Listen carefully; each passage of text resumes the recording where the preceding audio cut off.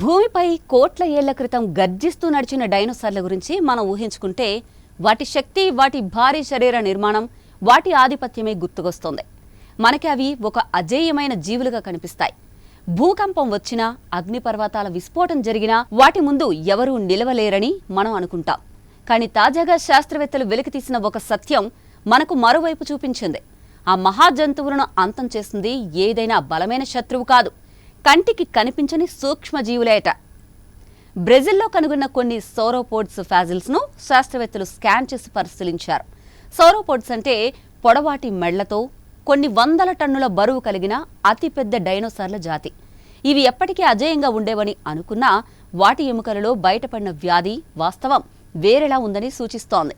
ఫాజిల్స్ను పరిశీలించగా వాటి ఎముకల్లో ఆస్టియోమైలిటిస్ అనే ఇన్ఫెక్షన్ ఉన్నట్లు తేలింది. ఇది మనుషులకు వచ్చే ఒక రకమైన ఎముక వ్యాధి. సాధారణంగా బ్యాక్టీరియా లేదా ఫంగస్ లాంటి సూక్ష్మజీవులు రక్తనాళాల ద్వారా లేదా గాయాల ద్వారా ఎముకల్లోకి చేరుతాయి.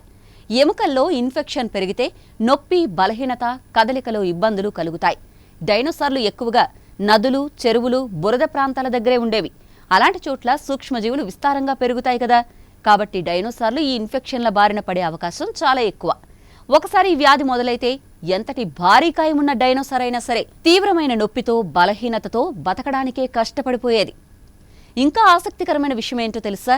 శాస్త్రవేత్తలు పరిశీలించిన ఫాజిల్స్లో ఎక్కడా హీలింగ్ గుర్తులు కనిపించలేదు. అంటే ఆ వ్యాధి నుంచి కోలుకోవడానికి అవకాశమే లేకపోయేదని అర్థం.